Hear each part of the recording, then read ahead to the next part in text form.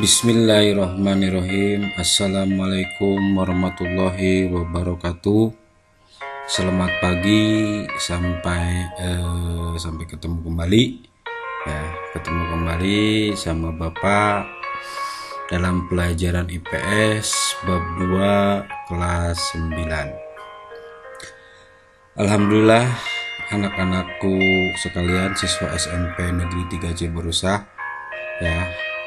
Alhamdulillah pada pertemuan kemarin bab 2 kita sudah menyelesaikan materi bab 1 ya, dengan ditutup dengan ulangan harian. Alhamdulillah ulangan harian kemarin hampir 90% siswa bisa mengikuti ulangan harian tersebut ya. Pada pertemuan sekarang ya, kalian akan diberi materi tentang perubahan sosial budaya dan globalisasi. Sebelum ke materi ya, baiklah Bapak akan mengingatkan kembali kepada kalian semua bahwa di daerah kita ya masih belum selesai pandemik virus COVID-19. Nah, makanya Bapak ingatkan kembali kepada kalian bahwa dalam kegiatan sehari-hari kalian tolong jagalah kebersihan dan selalu patuhi protokol kesehatan dan selalu memakai masker dalam kegiatan sehari-hari kalian. Jangan lupa cuci tangan. Baiklah, sebelum kita mulai ke materi ya, alangkah baiknya terlebih dahulu ya kita membaca doa. Semoga Allah Subhanahu wa taala, Tuhan kita semua, senantiasa selalu memberikan kesehatan kepada kita semua dan selalu dalam lindungannya. Amin amin ya rabbal alamin. Baiklah, kita mulai. Berdoa dimulai.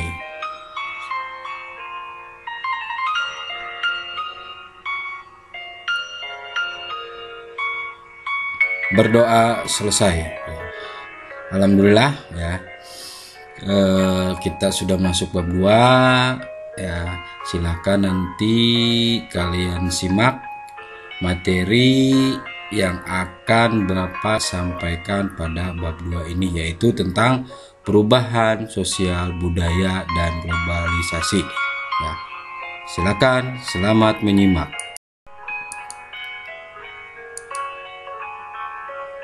Baiklah anak-anakku ya, mari kita lihat pada PowerPoint ya, lembar kerja yang kedua ini ya. Kita lihat bab 2. Kalian akan mendapatkan materi tentang perubahan sosial budaya dan globalisasi, di mana Bapak akan bagi 2 ya, bab 2 ini menjadi 2 materi. Yang pertama yang akan Bapak sampaikan nanti perubahan sosial, terus yang kedua adalah globalisasi.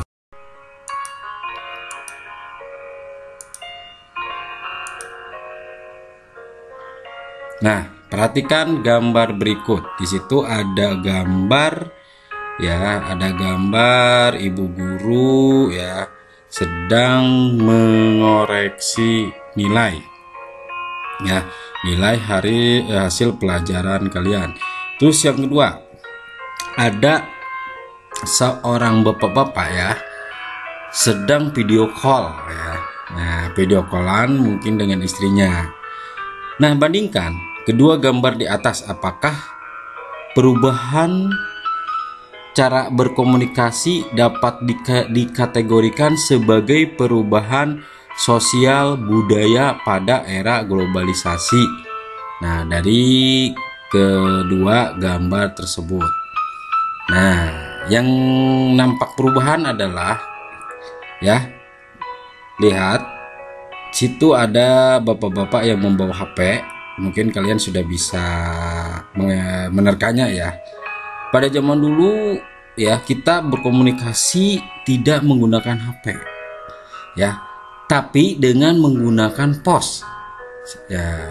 Kalau kita memberikan kabar ke kerabat kita yang jauh, kita menulis surat. Nah, seperti ibu guru ini ya, lagi menulis. Nah, setelah menulis surat, suratnya itu dikirimkan ke pos. Nah, nanti bapak pos akan menyampaikan ke kerabat kita yang jauh. Nah, itu akan memerlukan waktu lama ya. Nah, alhamdulillah pada zaman sekarang ya, lihat ya, zaman sekarang ini perubahan sosial budaya sangat menonjol. Dulu kalau kita ingin memberikan kabar ya, harus pakai lewat pos, tapi sekarang bisa langsung tatap muka dengan menggunakan HP. Nah, bisa dilihat ya, itulah perubahan yang kita lihat atau dicontohkan pada gambar ini. Mari kita lihat berikutnya.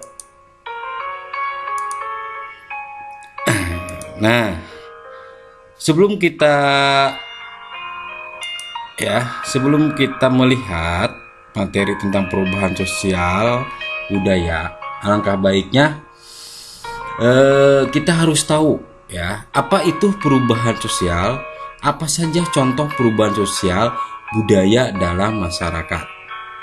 Nah, ini menurut Sumarjan, perubahan sosial adalah perubahan yang terjadi pada lembaga-lembaga kemasyarakatan. Perubahan tersebut memengaruhi sistem sosial seperti nilai-nilai, sikap, dan pola perilaku.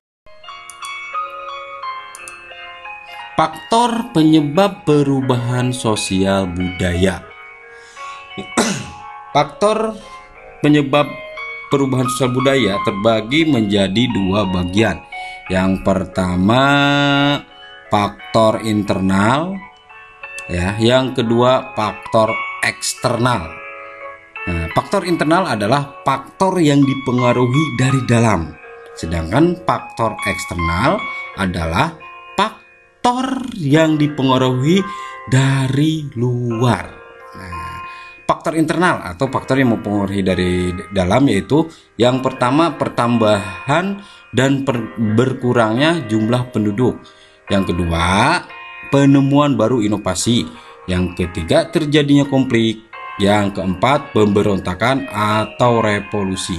Sedangkan faktor eksternal atau faktor dari luar yang mempengaruhinya yaitu bencana alam, peperangan, pengaruh kebudayaan masyarakat lain.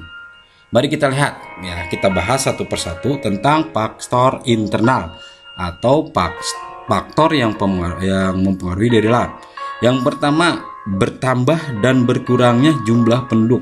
Nah, ini ya sudah otomatis ini sangat mempengaruhi faktor perubahan sosial ya. Ketika penduduknya bertambah, maka akan bertambah pula perubahan sosial budaya, dan sebaliknya ketika berkurang jumlah penduduk maka akan mempengaruhi juga. Yang kedua, penemuan baru atau inovasi. Nah, ini penemuan baru ya.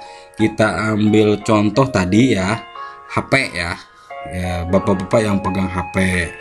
Zaman pertama ada HP Nokia ya, itu cuman bisa pakai SMS. Nah, makin ke sini bisa pakai WA, makin ke sini bisa video call. Nah, ini adalah penemuan baru inovasi. Setiap tahun-tahunnya ini ada saja perubahan-perubahan di dalam teknologi yang sehingga bisa menyebabkan perubahan sosial budaya. Terjadinya konflik. Nah, ini terjadinya konflik juga sangat mempengaruhi faktor perubahan sosial budaya. Nah, contohnya ya pada tahun 98 ya, itu terjadi konflik besar-besaran yang didukung oleh masyarakat ya untuk menurunkan Presiden Soeharto atau zaman Orde Baru, sehingga terjadilah yang namanya keempat ini, revolusi atau pemberontakan ya, pemberontakan yang ingin mengadakan perubahan sosial. Nah, itu contoh dari faktor internal. Yang selanjutnya faktor eksternal. Nah, faktor eksternal ini ada 3 faktor. Yang pertama bencana alam ya, faktor dari luar. Nah, bencana alam ya sangat mempengaruhi perubahan sosial budaya. Misalkan contoh kita lihat di Kalimantan. Di Kalimantan kebanyakan berkebun ya. Nah, berkebun. Ketika perkebunan itu kebakar, ya. Nah, sering terjadi kebakaran. Dampaknya apa? Tidak tanaman lama lagi tumbuhnya. Nah, maka terus sering jadi kebakaran. Maka masyarakat tersebut untuk mengganti lahan yang kebakar yang tidak bisa difungsikan lagi. Nah, lihat ya pada zaman sekarang. Di Kalimantan itu mungkin banyak perumahan ya dibandingkan dulu banyak perkebunan, hutan, tapi sekarang beralih fungsi menjadi banyak perumahan ya, apalagi nanti ibu kota kita akan pindah ke Kalimantan. Yang kedua, faktor peperangan. Nah, peperangan ini ya sangat mempengaruhi tentang perubahan sosial. Yang selanjutnya, faktor pengaruh kebudayaan masyarakat lainnya. Nah, ini ya, masyarakat lainnya misalkan masyarakat dari luar daerah ya. Luar daerah ini masuk ke daerah kita atau dari negara lain masuk ke negara kita. Nah, ini biasanya lewat perdagangan dia mempengaruhi budaya masyarakat kita ya. Contohnya budaya pedagang Cina masuk ke kita, sehingga kita kadang-kadang budaya kita mengikuti budaya mereka.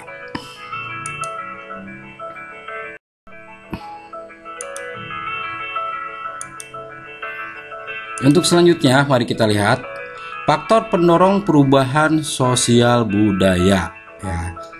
Nah, faktor pendorong perubahan sosial budaya terbagi menjadi 1, 2, 3, 4, 5, 6, 7, 8. Terbagi menjadi 8 faktor. Yang pertama, kontak dengan budaya lain, sistem pendidikan formal, toleransi terhadap perilaku baru, sistem lapisan sosial budaya, orientasi pada masa depan, ketidakpuasan masyarakat terhadap bidang lainnya, sikap menghargai hasil karya seseorang, penduduk yang heterogen. Nah, ini faktor-faktor pendorong perubahan sosial budaya. Nah, silakan kalian nanti bisa cari sendiri contoh-contohnya ya. Nah, yang selanjutnya adalah faktor penghambat perubahan sosial budaya. Nah, ini ada 1, 2, 3, 4, 5, 6, 7, 8. Ada 8 faktor. Yang pertama, faktor kurangnya komunikasi dengan masyarakat lain. Yang kedua, perkembangan ilmu pengetahuan yang terlambat, sikap tradisional masyarakat, adanya kepentingan yang tertanam kuat, rasa takut terhadap goyahan pada integrasi kebudayaan, prasangka terhadap hal baru, hambat yang bersifat ideologis, adat atau kebiasaan yang telah mengakar. Bapak kasih satu contoh ya. Yang pertama, faktor penghambat perubahan budaya ini faktor kurangnya komunikasi dengan masyarakat lain. Kita ambil contoh ya. Di Jawa Barat ada salah satu suku pedalaman yang namanya suku Baduy. Dia menutup diri dari perubahan dari sifatnya dari luar, sehingga sampai sekarang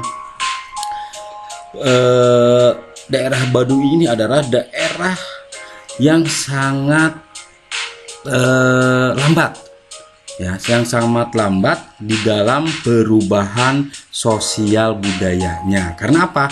Nah, emang beliau menutup diri ya, menutup diri dari komunikasi dari luar dan menutup diri untuk tersentuh dengan budaya lainnya. Nah, itu salah satu contohnya.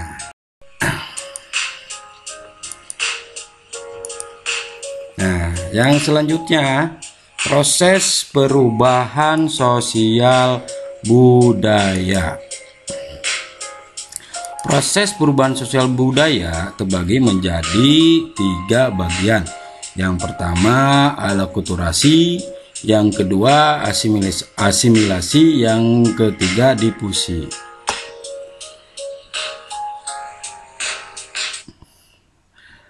Proses perubahan sosial budaya, nah dari ketiga proses ini, yang pertama akulturasi, asimilasi, difusi.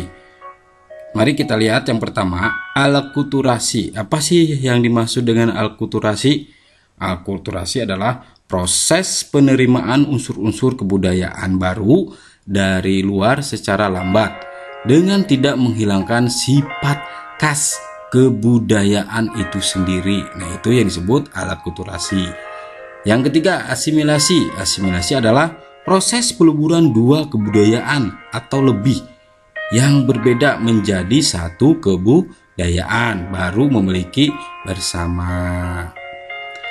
Yang ketiga, difusi. Difusi adalah proses terjadinya penyebaran unsur kebudayaan seperti gagasan, keyakinan, hasil kebudayaan atau ideologi dari individu ke individu lain dan dari masyarakat ke masyarakat lain. Nah, ini adalah faktor proses perubahan sosial budaya.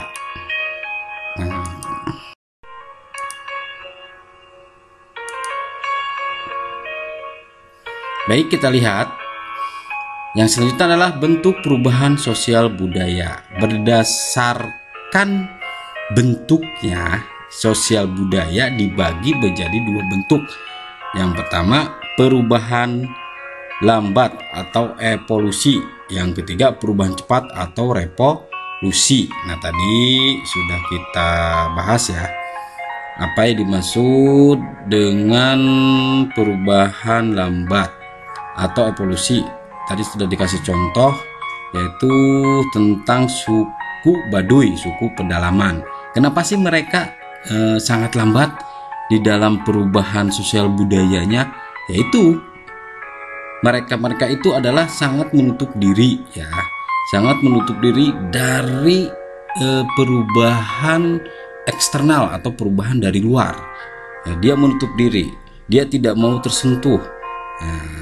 Makanya suku Baduy ini sangat lambat ya, baik dari pendidikan, baik dari segi ekonomi, perubahannya itu sangat lambat. Berdasarkan pengaruhnya, perubahannya sangat kecil. Mungkin sampai sekarang di Baduy itu masih tidak ada perubahan-perubahan yang signifikan.